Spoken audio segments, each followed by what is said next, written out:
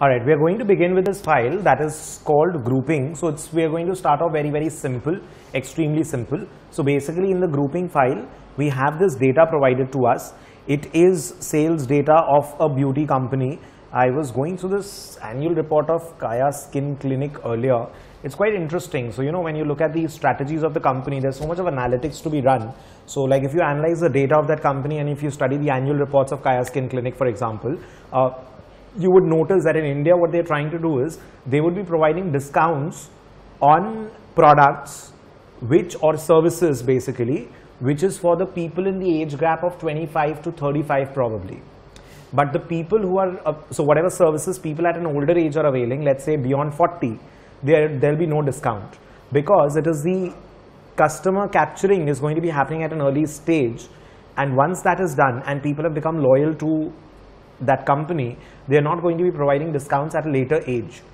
And over here in India, there would be more standardized pricing. So earlier they used to provide a lot of discounts. Now it has become standardized pricing. But when you're looking at the UAE growth where they're trying to grow in terms of market, you would understand that over there, their strategy is more about the pricing and margins. And over here, they're trying to earn in terms of volumes and stable market prices. So even when you're looking at their analysis of that data, and when you're analyzing annual reports and all, you would understand all these things. So when you're making projections, I deviated a little bit by looking at this lipstick and mascara and whatever it was. So I kind of deviated looking at the product over here.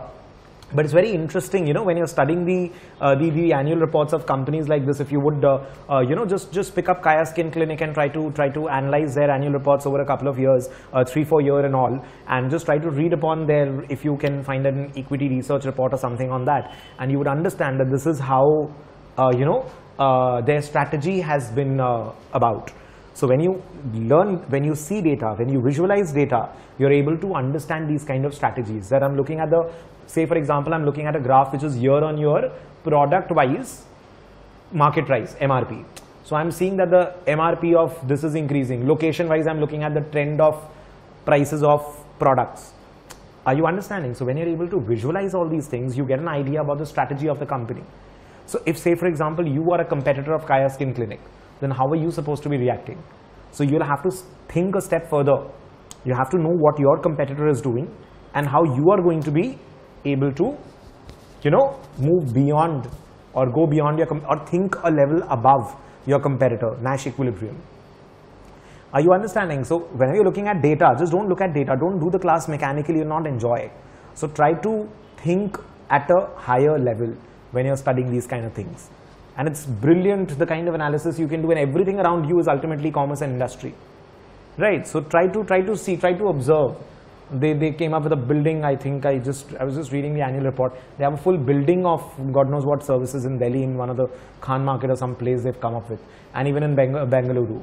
And they're trying to do that in a couple of places where they're trying to create some flagship store or something like that.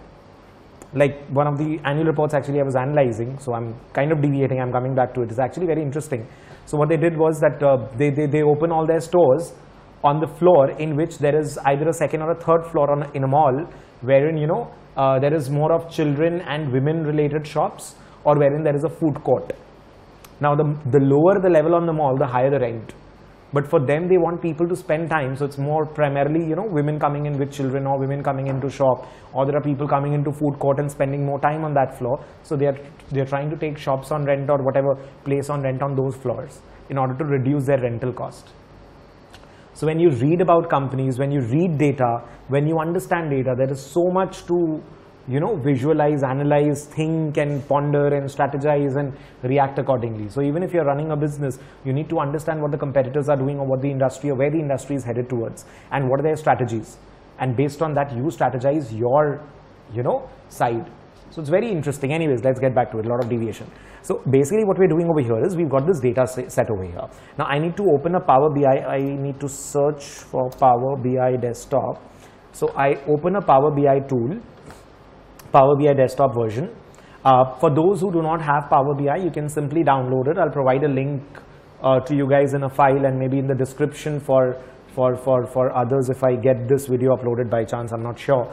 But so basically what happens is you all when you're using that link, or even if you go to Google, download Power BI, it's a free tool provided by Microsoft. It is going to redirect you to Microsoft Store. There is Microsoft Store somewhere over here. Where is it? This is Microsoft Store over here. So when you click on that link, it will redirect you to Microsoft Store. You'll be able to download Power BI. It will give you an exe file, an executable file. You run that file and Power BI gets this installed on your system. So there is no hassle as such. So you just need to click that link or Google up Power BI download desktop version, whatever, and it will redirect you to the Microsoft Store. And you of course are supposed to be using a Windows laptop, and once you're doing that, or I'm not sure if you're using an iOS Apple thing, then in that case you probably have to run a parallel Windows and maybe it will work. I'm not sure, I've not checked that. So whatever, so you download your Power BI, and this is the window that opens up when you're doing a Power BI, when you're opening a Power BI file. Now what happens over here is there is an option called Get Data. Now, first of all, whenever you want to work, you need to first of all get the data into the Power BI on which we can do any kind of functions. So you have the Get Data tool over here. It has a drop-down list from which you can choose Excel file or a Power BI data sets, data flows. We'll come to these later on, as you know, we are going to be taking data from multiple sources. You can take from the CSV. So if you guys know, your contacts which are saved on your phones are going to be in CSV format. So you can take up CSV files, web, you can take data from websites and all. You have finance-based websites like a Yahoo Finance or a Google Finance and all. You'd be able to extract data from that, which we'll learn later on. And there are many more options of extracting data online. So I'm going to be choosing data from Excel, and I have the data in the grouping folder. So you also are provided with the Excel files. So wherever is that grouping file particularly, you need to go there and choose the file. And I'm telling you from beforehand, my file is not wrong, it is not going to work. I'll tell you why. I wanted to make the mistake. So when I'm doing this, I go to the data sheet. Now the problem is in my data sheet, if you notice, there is a lot of null coming in. Because when I'm looking at the Excel, now say for example, I'll show you my grouping file. See, my table actually is over here, starting from the row 7. There is a lot of blank rows over here. And there is a certain amount of text given over here based on the format. When you're looking at the Power BI, see, they are null and blanks and all that, and it is becoming an issue to take the data from here. Now the point is that whenever you're working with Power BI, you have to make sure that your data has been stored in a table format. Because unless it is stored in a table format, Power BI will not understand that this is a table you can extract the data from. Now what happens is, I generally advise you to select the entire data. Of course, I know you guys can do this very fast. Control Shift right and down, you select the entire table, and there is a Control T shortcut to rename it as, to convert it into a table.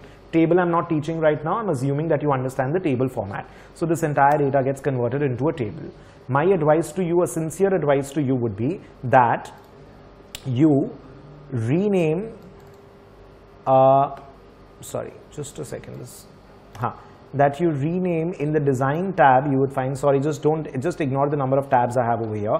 In the design tab, you rename this instead of table 1, because you know when you have table 1, table 2, table 3, table 4, it becomes very difficult to relate as to where your data is flowing from. So that is why always rename your tables first and then always export it into the Power BI. Always rename your table first. Otherwise, the moment you have multiple tables, table 1, 2, 3, 4, 5, you will not be able to make out which table is which. So say for example, this is my product quantity data. So let's say product underscore quantity. And of course, I believe you know that you cannot have any spaces and all in the names that you provide in Excel, either to a cell or to a table or anything, or a pivot table also can be named. So you can use an underscore in order to separate two words, right? So we have a product underscore quantity and enter. So my product, this table has been named as product underscore quantity. Even now, if I go to Power BI, it is not going to work, because you have not yet saved the file. So first of all, you have to save the file, then your table is going to be saved. And now I have to go to Power BI, get data from an Excel file that is going to be grouping. You can of course browse through wherever you have, saved your grouping file. And now if you notice, these are the sheets that are there, and I also have a product underscore quantity table that I can select. Now clicking on the product quantity is not going to be helping you, just clicking over here. You have to have a checkbox done so as to load the data in the Power BI. So Power BI is the software which we are running, we are trying to do our analytics on and the visualization and all. So we'll have to first of all extract the data from one of the sources. We are working with Excel data right now. We can work on SQL and all later. So all I did was I needed to I opened the Power BI tool. I went to get data. I chose an Excel option. It asked me, I tried to browse the file and get a file over here. And the moment I got the file, it is giving me all the sheets over here, which I'm not being able to make sense out of. But there is a product quantity table. And the product quantity table had to be made in Excel first. And you have to save the file. Only after saving the file will this Power BI tool be able to extract the table out of the file. I hope I'm making things very clear, right? Once this is done, there is an option to load over here. So I'm going to click on load and that data is going to get loaded. It might take a couple of seconds over here. So you'll have to be a little patient with me while doing this session. And if you notice in this data tab, there is a product quantity table. So all the tables, you can have multiple tables over here. The tables will keep on coming up one after the other. You can load multiple tables from different sources all together over here. And each of the product table will be having multiple columns underneath. Each of the product tables will have multiple columns underneath. Now the objective, what I'm trying to do over here is, see this function, what I'm teaching you right now, the grouping part that I'm teaching you right now, could have been easily done using a pivot also. But you have to understand that whatever outputs we have seen, we just saw that what all Power BI can do. So we'll have to move towards it in a stepwise manner. So yes, a normal pivot can do what I'm trying to do right now. What I'm going to do over here is, I'm going to add the product totals together. So I want all the lipsticks total quantity to be given together to me. Right, so I'm going to be trying to total all these products over here, the lipstick and the lipstick, or the foundation and the foundation coming in.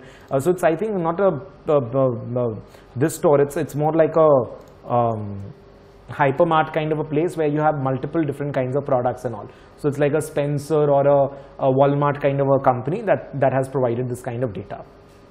Are you understanding this? So I'm going to be grouping these together. This could have been done in a normal pivot, but I'm not looking at a pivot right now. I'm looking at learning Power BI. We have to start small in order to move towards it. Now, when I'm looking at this portion, there is an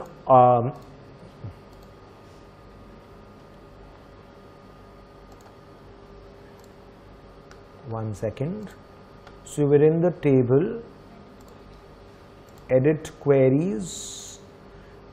You have the edit queries option, which creates, if you notice, there is another dialog box, there's another window that is getting created.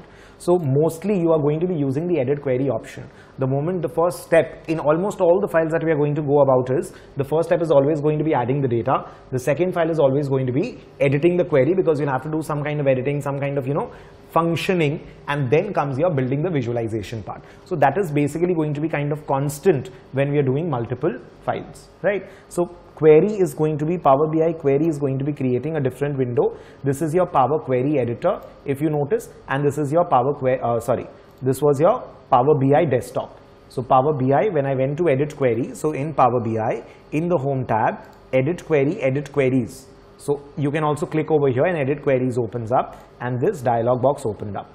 And then I have the option of transform. In the transform option, I'm supposed to be looking at, there is this group by on the left. So obviously I'm a little more habituated to using Excel, because the number of hours I've spent on Excel is way more as compared to Power BI. So even with you're going to take a little while in order to get adjusted, because I can visualize home is here and date is here, and when you go to data, text to column is going to be on this side, sort, and this thing is going to be on sort is this side, and then you have the data analysis toolbar on this side. So you can visualize. I don't need to see an Excel file. I can just simply go to the location and click. That is going to take some time when you're going to be working with Power BI, but it's an amazing tool nevertheless. So over here, when you're going to be using basic, the problem is that you can let's say group by product, and over here you can have a new column name, let's say total sales. You can do it after me actually, or do you want me to pause right now and you want to try it till here yourself? So let's actually pause right now, and then I'll come to this part again. or just observe the whole thing once. I think that will be better. Just let me complete this part and then I'll take you step by step. Then you can do it with me. That I think will be easier. I'll be a little more repetitive in the beginning classes so that you guys are comfortable with Power BI first. Let's say, for example, I'm going to be calling the new column total sales and I want the summation of the quantity. So I want the summation of the quantity column and I want that column to be named total sales. And it is going to be grouping by product. Now the problem is if you group by product, I'll click OK and I'll show you what happens is, the moment I do that, you have a column called product and the total sales of each of the products. So every product is appearing only once. There are 31 products over here. And then you have all the total sales over here. But the problem is I wanted the product category also. So it is in the home and appliances or in the tools or in the gadgets. So whatever is the product category, I also want that. So in that case, now I will have to actually cancel the grouped rows. I will have to again go to group by. I have to use the option advanced. The moment you use the option advanced, so let's say product, add grouping, then after product, I want the product type. I'll remove this, let's say delete, and I want the region over there. So within each product, so you group within by the product, then the product type, and then by the region. Once this is done, I need again total sales. I'll do the total sales again. And sum, and that will be the sum. You can use the tab and arrow keys and avoid using the mouse so much.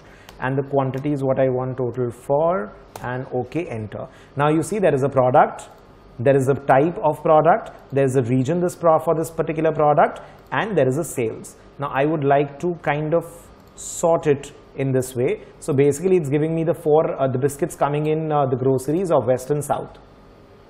It is giving me the blender coming in that has been sold in the East and South region. Chimney has been sold in almost all the regions. Now if I'm still not comfortable, I can close this, delete, delete, delete, and I would again go to group by. I'm showing you what I'm doing. I'll do an advanced, product, type,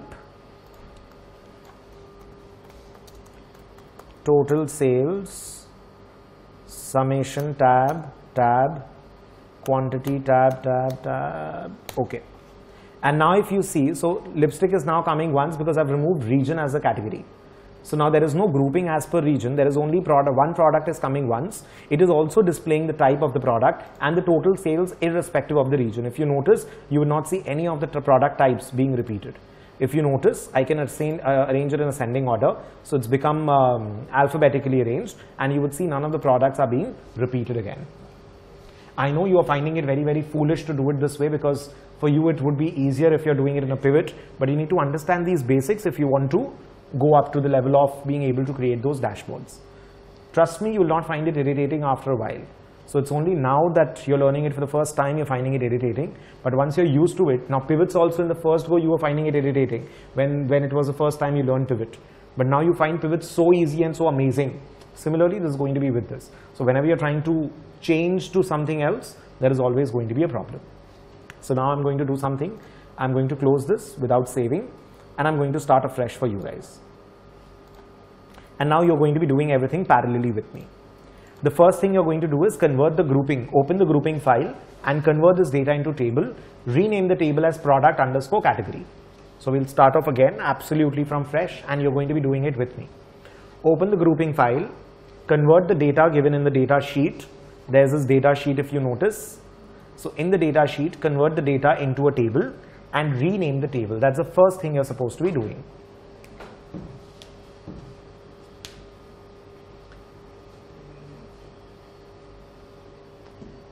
Open the grouping file, use the data sheet, convert that data sheet into a table.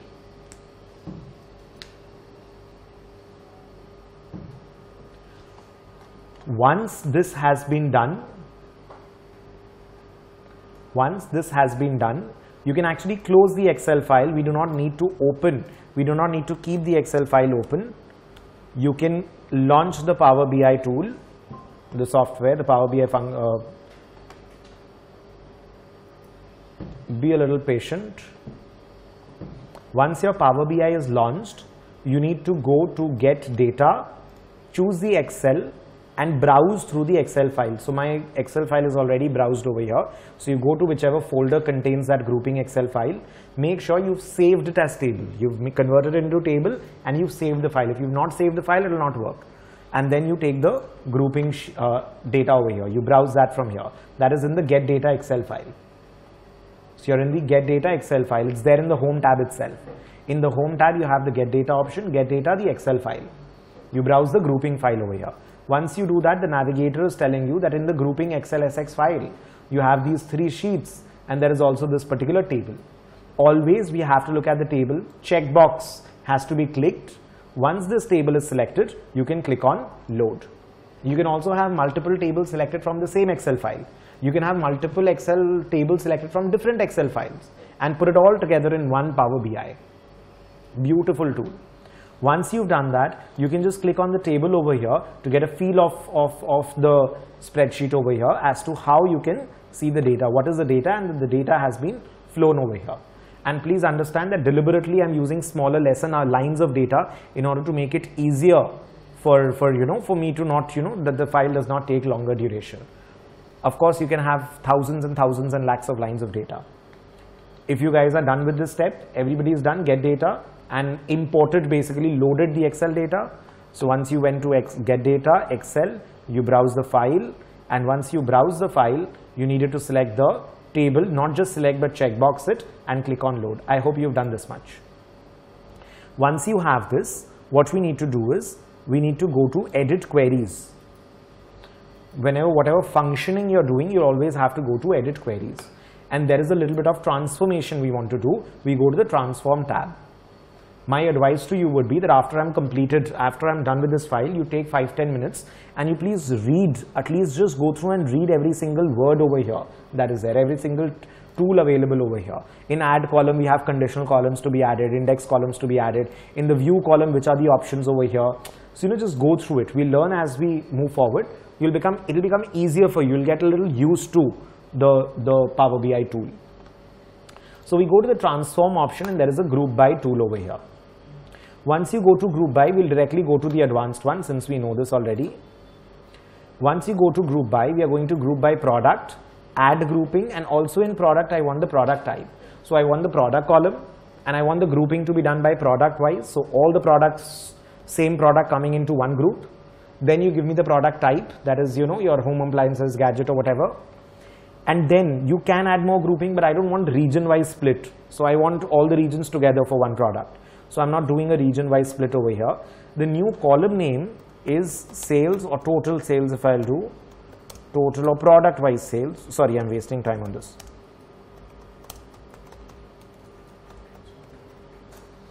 You can use your tab and arrow keys. I'm going to be using the sum. Tab selects it. Another tab takes me to the next column. I'll choose the arrow, use the arrow keys. What do I want the summation for? So what do you put over here? In the new column name, the heading of the new column that you want to be created is there. So basically with this, what we're doing is advanced because we want multiple groups.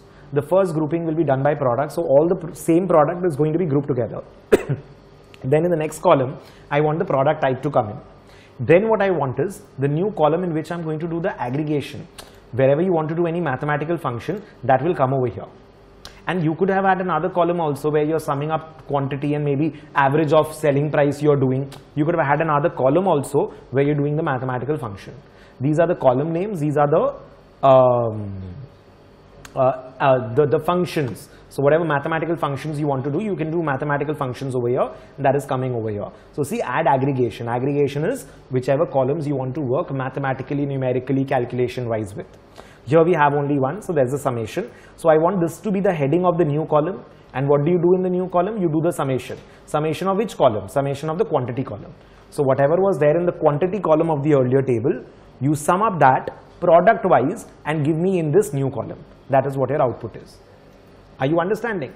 So whatever was in your quantity column, you had this table now, original table. So whatever was in the quantity column, you sum up that on a product wise basis and you give me a new column, the name of the new column being product wise sales. Let me show you the output. Okay. and you see in your table, you have the product. The product is not appearing multiple times. The product is appearing only once. And it is telling you which type does the product belong to. So your ice cream belongs to grocery, your mixer belongs to kitchen appliances.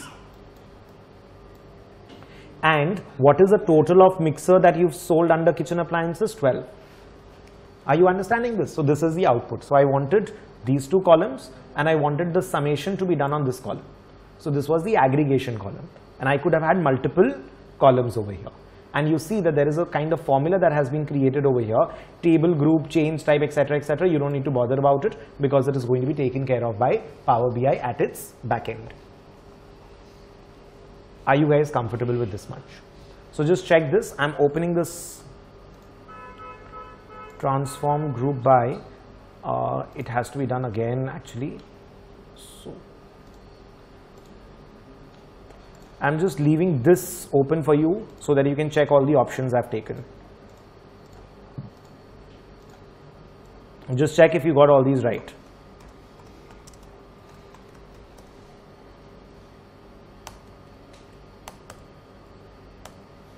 See, this is a window.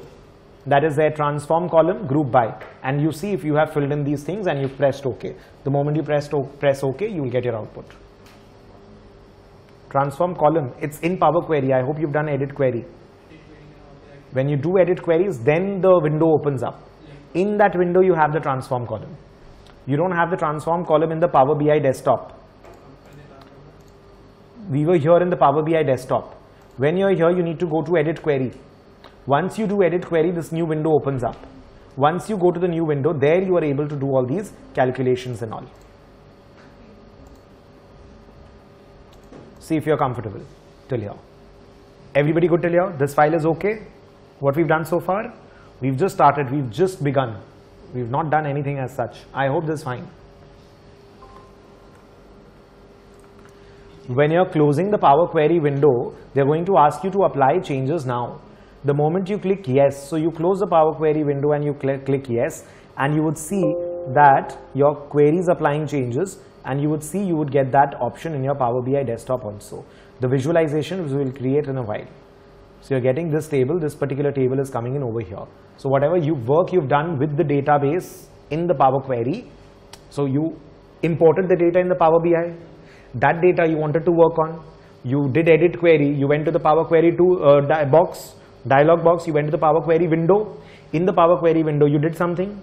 Once you close it, you will click on yes, you wanted to apply changes, and that is going to get reflected in your Power BI.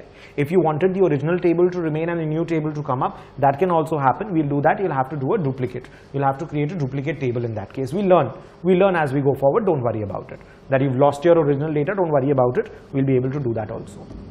But are you understanding how we're going about it? I just wanted to teach you grouping to start with, something very easy.